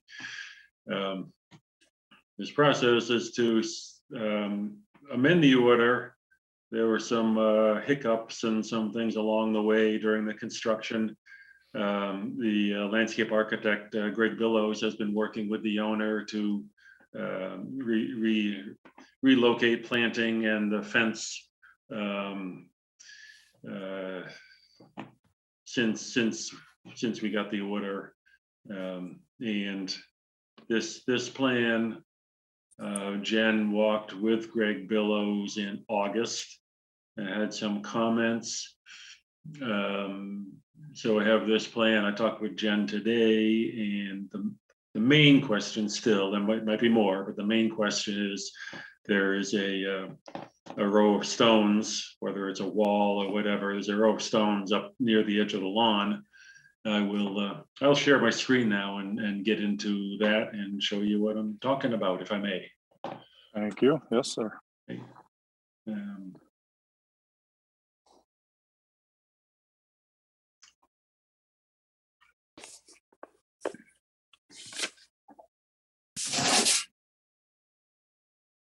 Screen. Okay, so this is the full site plan. And sometime I word things in an odd way, so I had to explain one today to Jen. I talk about planting that was or wasn't done, existing shrubs, existing fence. What I was pointing out in this was I have an area of existing shrubs here and an area not planted around here. So the point being, it's actually more clear here. The fence was originally proposed, if you recall, down below where I found the bottle cap. Actually, it was a pull tab, not a bottle cap. Oh, I had to throw that in. All right. Yeah, I guess You win. just for the record. So this was this area in here that the fence was proposed down through the existing vegetation, which was not well received by the commission. And later it was during one of the later hearings, I think maybe it was I can't remember if it was an amendment or just the later of the initial permitting, but the fence location was moved up to this location to be on the landward side of all of the proposed planting. And so I have a little arrow here, it says area not planted. And then over here, existing shrubs. And if you could see it, I can show you one in color, which I show you one right now. The green is the existing shrubs, makes it a little clearer. And then the area not planted, and the heavy line here is the existing location of the fence. And so with the permitted fence in this location, it should have been planted, but that went right back to this location. And this is an area that was planted instead, and the fence is on the inland side, the upland side of the shrubs. I don't have the whole plan in color though. And so that's the same thing here where the fence moved a little bit, but now the fence is in the line between the lawn and how the shrubs were planted. I have this other plan here to point out. So this is the area, these row of rocks through here, which were when the grading was done, it was shown to be planting in this area, but when the grading was done, they graded it out and pushed stones around along where stones which they found during the grading and during the excavating, and put them around on here. And the red line on this was the original lawn line. So a lot of these stones, a lot of this area is within where it was originally lawn, but not all of it. There's some down in this location, which was downhill from the lawn and over here. And when I was talking with Jen, something struck me that she said this stonework is considered armoring a coastal bank, which it's not. If you see our line type here is the coastal bank. I can show on the full plan. This coastal bank, this is a 4-to-1 slope here, and the flood zone is all the way down here, and the coastal bank runs along through here where it's steeper than 4-to-1. But there is the zone A of the coastal bank running through here, which I can show better on the zone A doesn't show better, but zone A is through here and through here. So this area is within the zone A of the coastal bank, where theoretically it's not supposed to be disturbed, but it's not on the coastal bank, and it's not armoring a coastal bank. And so, I was told today that the main question tonight would be, can these rocks stay in place? And I would submit that although they were not approved, they're certainly not doing any harm. The grading was pushed out here a little bit, and they hold up a little bit of a slope, but they're holding that slope in place, and native planting is put around them. And if it was a misconception that they're on a coastal bank, they're not, but they are within the zone A of the coastal bank. But also, most of it, as I said, is within the area which had been within the existing lawn, not a naturally vegetated area. So that's what I have to say about it. And I'll take this off the screen now and take any questions, and Jen might have more or less to add to that. Thank you, Tom. Jen? No, I was mistaken, Tom, when I said that. You're clearly not on the top of the coastal bank, so. But I think when we went out there, when their compliance was originally requested, that was kind of a big thing that we saw. And they've remedied all the plantings out there to the best of their ability. So that's it. There were a lot of bare areas that needed to be planted. It was done. I think the only thing that remains is, we couldn't grant compliance with those boulders out there. So it's one of the reasons one of the main reasons Tom's back for an amendment is, is the board going to allow those boulders to remain? And I think that's it, unless Kevin Newton has anything to add. No, Mr. Chairman, I think Jen and Tom have covered the situation. Thank you. Okay, so to clarify, the fence is where we originally permitted it? Not original. Well, no. Now, if I can go back, I can share quickly just to go over that one more time, if you'd like. Would, please. Yeah. So the dark line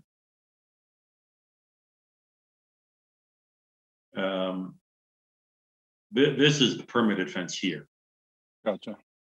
And the heavier line with the circles is the current line, the current location of the fence.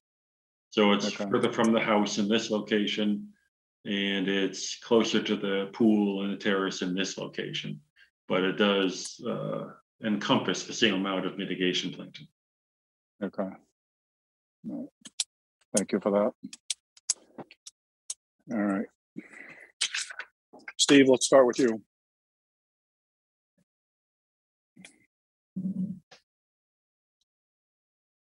Questions at this time, Mr. Chairman? Thank you. Peter? No questions.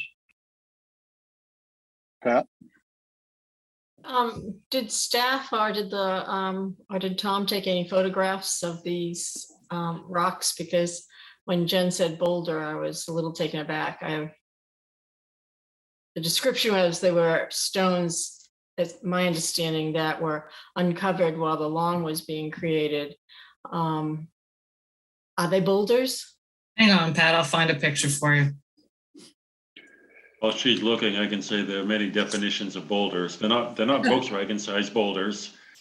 But to a geologist, anything, a cubic foot or so bigger is technically termed a boulder, but they're bigger than that. I hope Jen can find some, but they're not huge. Hang on, give me 1 second, guys. Approximately how high is this wall being created by these rocks then? That might help me wrap my brain around the facts. It was like blending into, they were put there to, hang on.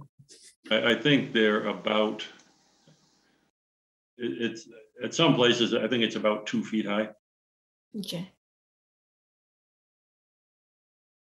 Hang on, Pat. They're kind of like an old rock wall in a sheep farm. Well, it's not above grade on the uphill side. It's not above grade. It's these stones leaning onto the slope. Right, I can, give me a second, I can share my screen.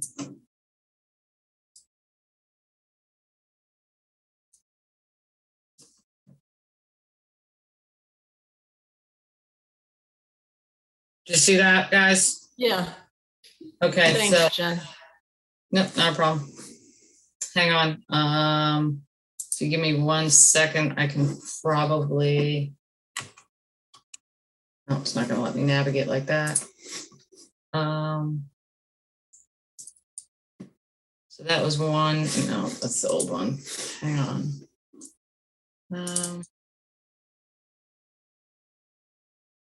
Here's another one, kind of shows it. Now, the bare area you see around it has been replanted, so this is when we went out. Not sharing. You're not sharing. Sharing now. Yeah. So that was, so see, they uncovered them from over here and kind of took them and kind of held it up right here. What was explained to me is they were trying to just kind of stabilize this area. So it's kind of a retaining wall of sorts. Yeah, Tom's not going to like that term, but yes.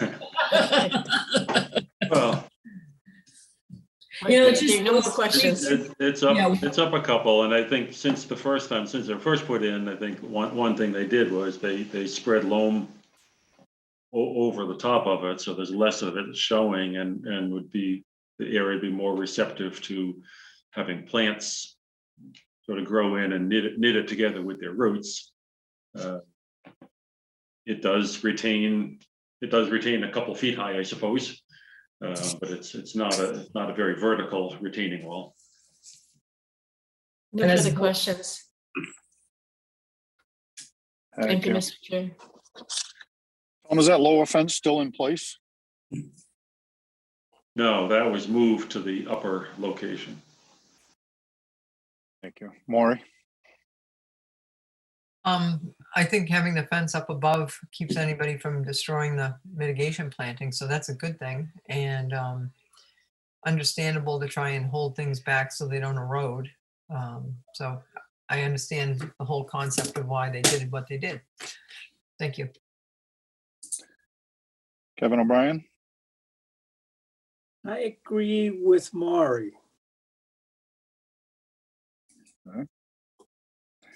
Betsy?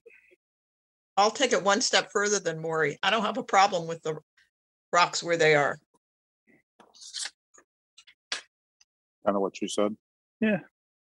Okay. All right. Jen, is there anything in the public chat function?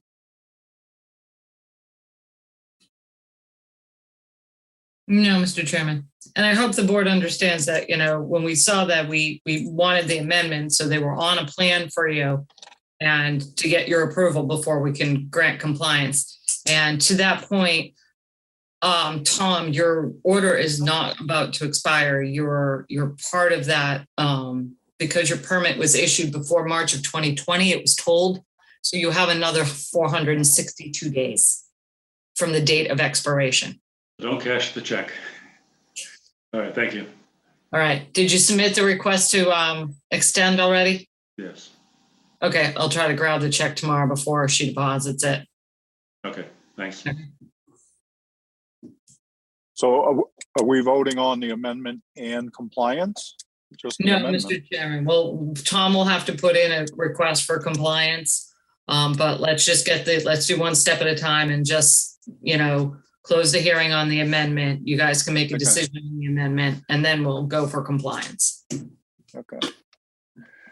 All right. So I will entertain such a motion. So I'll make a motion to close the hearing and take it under advisement. Hawk second. All right.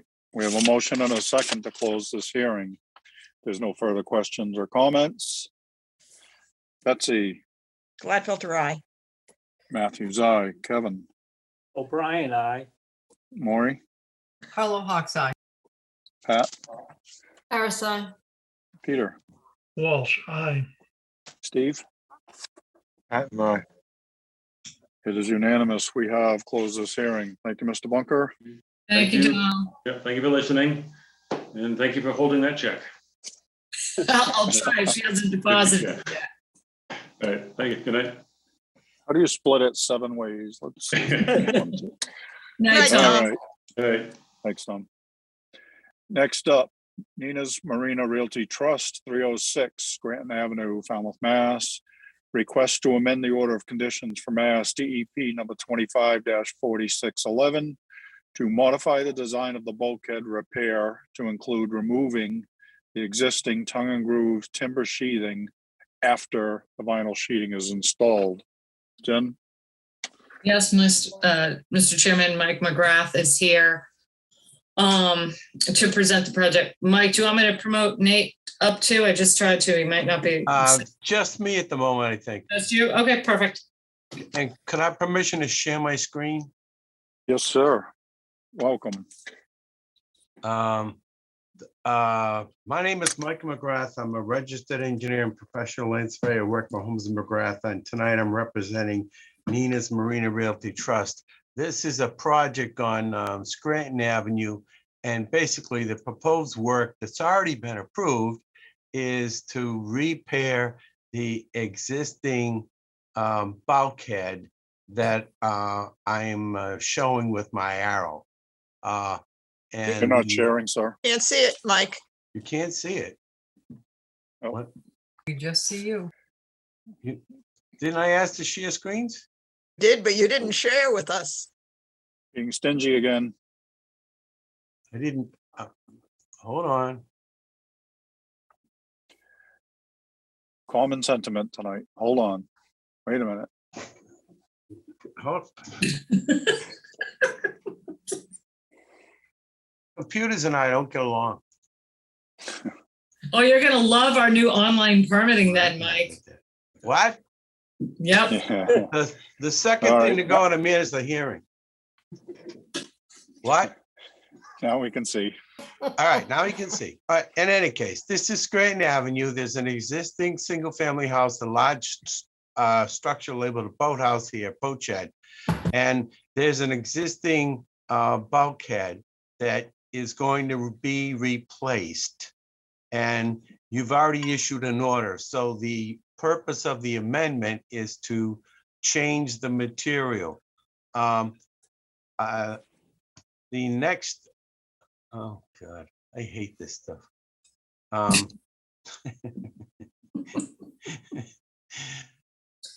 The bottom line is that the sheathing that the way the bulkhead is designed is that there is going to be there's existing sheathing, and we were proposing to drive the plastic vinyl behind it. It won't move up. Oh, now it does. Yeah. So now what we wanted to come back. Now what we want to do is, this is looking down where we were formerly going to leave. Can you see my arrow?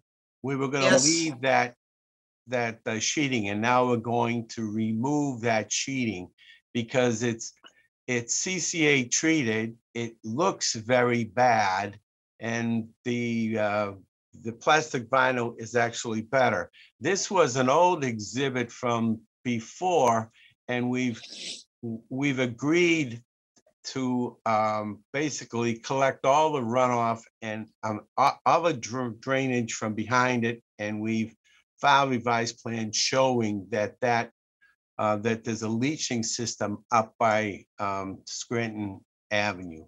So basically, if you look at this, we were going to leave the existing we were going to leave this material in place, and now we're going to remove it so that you're going to see the plastic, not the deteriorated timber. So I believe that this is a very simple amendment and you can easily do it. He has not done some of the mitigation because he wants to start this this work. So the bottom line is that I believe that this is a wholly appropriate amendment, and we will get this done. We did file a plan showing that that there's a set of drains that are right behind us all the way along. And we did file a plan as required that showed that this was that there was a pump station here, and we were putting the runoff into the ground in this area. So in any case, I believe this is a wholly appropriate amendment. We're just changing material. We're actually getting rid of CCA treated, which you wouldn't allow if it was a pile, but it's been there a long time. And then so that the material that's going to be exposed to the elements is going to be the plastic vinyl sheathing. So I'll be happy to answer any questions you might have concerning this amendment. Thank you, Mike. You can stop sharing now. You can try. Sorry. Oh, look at that. You're good. By the way, Zoom is terrible because it makes a majority of the men look bald. Bald is beautiful. To right. your eyes, perhaps. Yeah. All right, moving on. Jen? Thanks, Mike, for putting in that drainage system. I appreciate that. That was in the order. So that's great. And I don't have any other questions. They have not installed it yet because they haven't done the construction. No, I know. It will be installed as part. Okay, thank you. Okay. Mr. Newton? I have nothing to add, Mr. Chairman. Thank you. All right. Betsy? I have no questions, but Mike, if you know when this is going to be installed, I'd like to see the installation. What the contractor's jumping up and down because he had hoped to be able to start by now, and we've been delayed by changes. Let's put it that way. The change of material required changes of not only a request for amendment, but also we had to file a request to change the special permit. So Are you through the ZBA yet? No, it's Board of Selectmen. Board of Selectmen, are you through the Board of Selectmen yet? No, we had to continue the hearing. For what reason? I don't remember. First thing that goes is the memory. Well, so anyway, before you can start construction, I'm sure you're going to let Jen know that construction is going to start. Oh, the order requires us to give you written Right. notice. Right. And so there's no question. And it's supposed to be on a project like this, I believe the order requires a pre-construction on-site meeting. So all that will be done. They're using a quality marine contract. Okay. So I have no questions about the project. All right, Kevin? No questions, Mr. Chairman. Thank you. Maury? All set, thank you. Pat? No questions, thank you. Peter? Mike, could you give me about 3 sentences worth of information about the new sheathing compared to the old sheathing? Sure. If I could go back to sharing the screen. Yep. The plastic sheathing is this is a typical section of the plastic sheathing, and so when you're out here looking in, it looks like it's gray. It's not plastic, but it's vinyl, and so it's very strong. They actually can drive this into place. So these are tongue and groove connections here, and as is typical with the bulkheads, there's piles. The piles are held in place by with tie rods. So this pile exists, and we're going to, basically remove this material, drive the sheathing, and then weld the tie rods in place. So that's how it's done, and I hope you can visualize this. Did I answer your question? Yes, thank you. All right, Steve? No questions. All right. Jen, is there anything in the public chat function? No, Mr. Chairman. Thank you. I'll make a motion to close the hearing and take it under advisement. Follow Hawk second. All right. We have a motion and a second to close the hearing. There's no other questions or comments. All right, Betsy? Gladfelter, aye. Matthews, aye. Kevin? O'Brien, aye. Maury? Follow Hawk's eye. Pat? RSI. Peter? Walsh, aye. Steve? Pat and I. It is unanimous. We have closed this hearing. Thank you, Mr. McGrath. Thank you very much. Have a great October. Night, Mike. Bye. All righty. Next up, hearings under an enforcement order. First up, Joshua Warner, Grant Tree Service, 0 Hatchville Road, map 17-01-016-053, East Falmouth, Mass. Unauthorized removal of vegetation within conservation jurisdiction on Town of Falmouth owned land. Jen?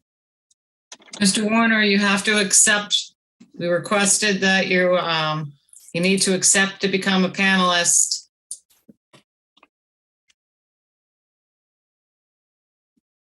Here he comes. And you need to turn your audio and your video on, sir.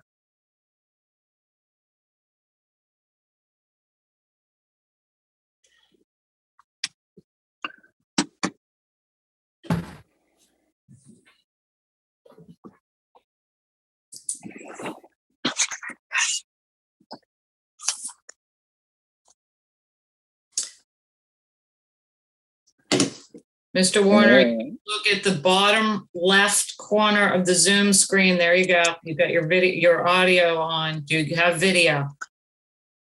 Two hosts has actually just got your video. Okay. How you doing? Figured it out. Okay, Mr. Warner. So, Melissa, I think, gave you guys a staff report.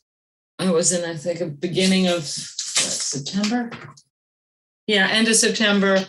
We got a call that there was some tree work being done. You had recently permitted a house on 5 Acapescott. And it seems that when Grant Tree went to clear the lot for the construction of the new home, they were just charging blowing the wood chips from the cleared lot onto the parcel across the street, which is one, owned by the Conservation Commission, and two, if you remember the plan, and I think Alyssa attached the plan, there is kind of an isolated wetland down there that could potentially be a vernal pool. Mark's convinced it's a vernal pool down there. We went out to the property. We asked Mr. Warner, the grant tree to stop. They did. They worked with Mark to clear the wood chips. There were very large piles of wood chips everywhere. And some of the buffer to that, obviously, isolated wetland was disturbed.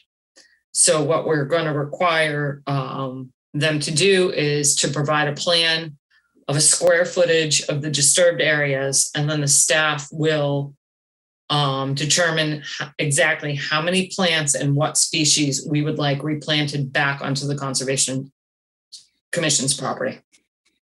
It's a fairly straightforward enforcement. Couple of things, Mr. Warner, have you returned your proposal to, I think you were working with Falmouth Engineering? Yes, I am working with Falmouth Engineering. Okay. So they will, I spoke with them today, if they were going to be retained. They're about 6 weeks out. So what I would ask the board to do is continue this hearing for about 6 to 8 weeks to give them the chance to do the plan so staff can determine exactly what needs to be done to restore that buffer. And that's all I have. Unless Kevin Newton has anything to add, or if Mr. Warner wants to say anything. Mr. Chairman, I have nothing to add at the moment. Okay. Mr. Warner, do you have anything to add? I have no comment.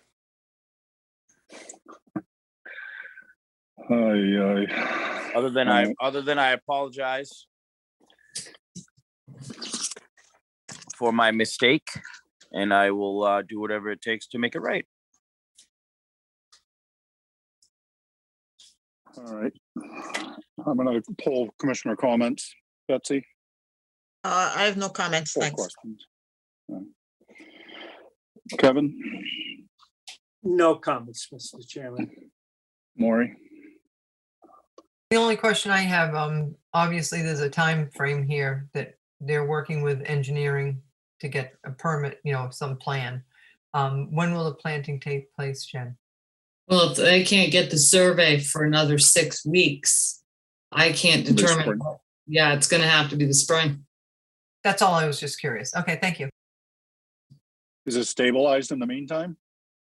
I'll double, Mark was out there checking with it. I'll double check with Mark, and if we need to have it stabilized, we'll work with Grant Tree to get it stabilized. But I know Mark's taken pictures of it cleared. He went out there when they were removing the wood chips because we just felt it best to get the wood chips out of there as soon as possible. So I will double check with Mark, and again, if need be, we'll have them install some sort of erosion control jute matting. Okay. Pat? No questions, thank you.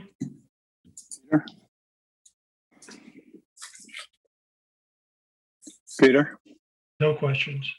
Thank you. Steve? No questions, thank you.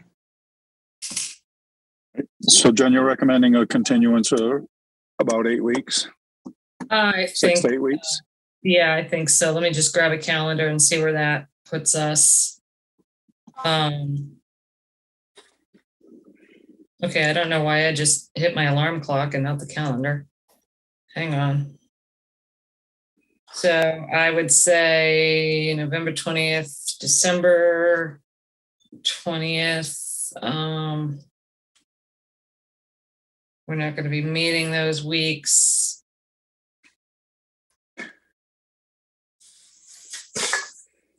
How about January 5th? I mean, that's about 10 weeks out, but if you want to do it, if you want to go back, we can maybe do December. We can do December 15th. I mean, that's about 8 weeks. Let's do December 15th. And then we'll regroup at that point and see where we are in the process and see how, what progress a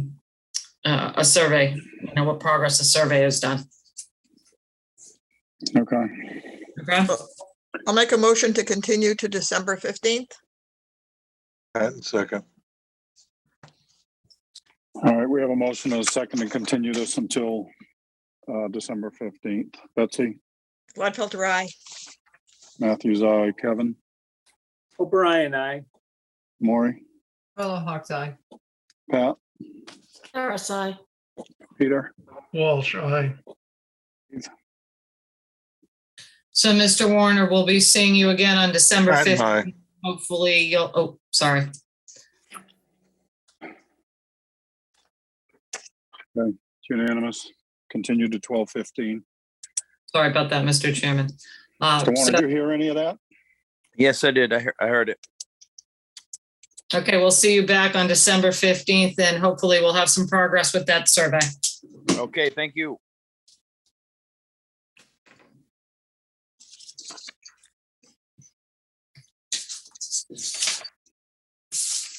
I think these things would be important enough to pay attention. Oh, well. What do I know? Continued hearings under an enforcement order. William T. Dowling Jr., trustee, Venus Realty Trust, number 6, Scallop Cove, East Falmouth, Mass. Unpermitted removal of vegetation within conservation jurisdiction. This one came in late, Mr. Chairman. They're asking for a continuance to November 10th because they were actually conducting the survey today. So we're trying to get a count on the number of trees that were removed, and Holmes and McGrath was out there today. So okay, November 10th. So I'll make a motion to continue to November 10th. Fellow Hawks, second. We have a motion and a second to continue this enforcement hearing until November 10th. Betsy, Gladfelter, aye. Matthews, aye. Kevin, O'Brien, aye. Maury, Fellow Hawks Eye. Pat, Harris, aye. Peter, Walsh, aye. Steve. Patton, aye. It is unanimous. We have continued this hearing until November 10th. Next up, vote order of conditions. Kara Crowley, number 12, Cotuit Road, North Falmouth, Mass. Can Maury go home to bed? Nora can go home to bed. Because she's not on these. It's a long drive. Be careful. Have some coffee, stay awake. Night, Maury. Night, Hi, Maury. Maury, thank you. Night, Maury. Good night. You don't have to go. No. All right, this is, what is this? Rebuild. Yes. Sorry, I don't have the plan in front of me right now. So when they had the little fence, it's near Potter's Hole.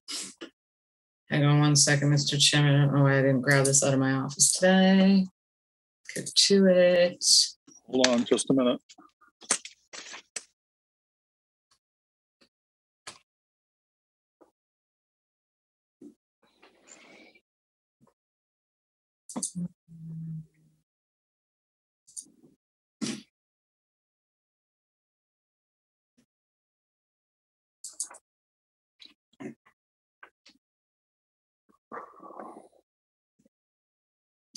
Yeah, so this is they're raising and rebuilding the existing house, but they're going to try to keep the existing deck and take the deck off and try to reattach it.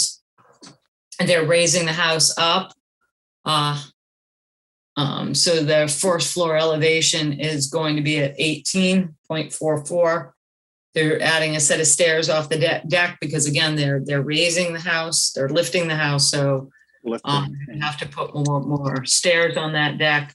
And then Tom had added additional mitigation along the property edge. He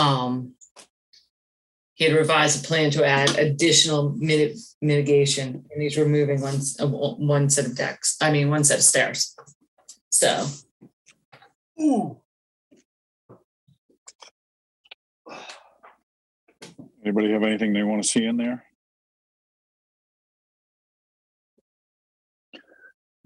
Okay, don't talk over each other. I'm fine with the plan recommended by staff. Yep, me too. Sounds right. like a great idea. All right, how about a motion in a second then? I'll make a motion to accept, to issue an order of conditions with all the usual conditions. Second, O'Brien. All right. All right, we have a motion and a second to issue an order of conditions as discussed. Betsy, Gladfelder, aye. Matthews, aye. Kevin, O'Brien, aye.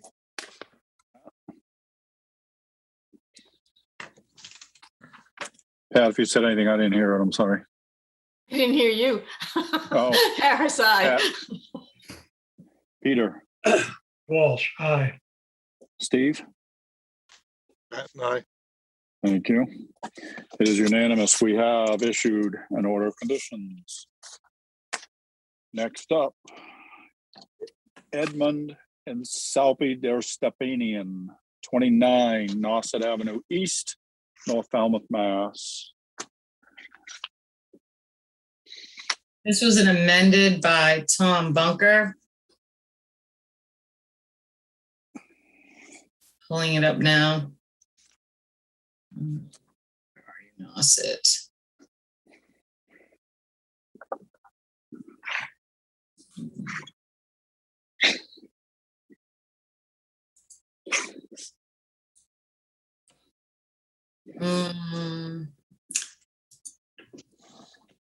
And what was he doing on this one?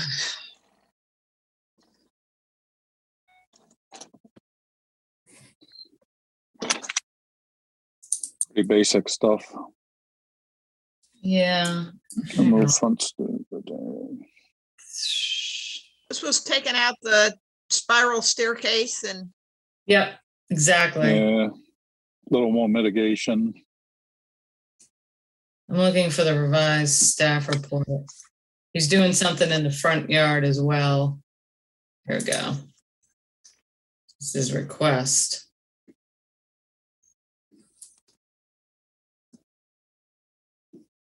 Revisions. He is expanding the deck and removing the circular stairs. So I think he was doing a little bit of work in the front as well, but it was pretty straightforward. I'll make a motion to accept as discussed. I mean, to issue an order of conditions as discussed. Walsh, Harris, second. second. We have a motion and a second to issue an order of conditions as discussed. Betsy, Gladfelder, aye. Matthews, aye. Kevin, O'Brien, aye. Pat, Harris, aye. Peter, Walsh, aye. Steve. Pat and I, It is unanimous. We have issued an order of conditions. And that's all we have, folks. What appeared was going to be a long night. Not so bad. Yeah, but you're pushing it, we're pushing it all off in a couple of weeks. That's all right. Just push it till the night I'm not here. All right, one last motion. make a motion to adjourn. Steve Patton, Second. Harris, second. Boy, nobody wants to Do it. leave. I like it. All right. Let's talk about other business. No. All right. We have a motion, a second to adjourn. Betsy, Gladfelder, aye. Matthews, aye. Kevin, O'Brien, aye. Maury. Oh, sorry, Maury's gone. Pat, Harris, aye. Peter, Walsh, aye. Steve. Pat and I. It is unanimous. We are adjourned. Thank you, guys. Have a good Thank you. night. Thank you. Better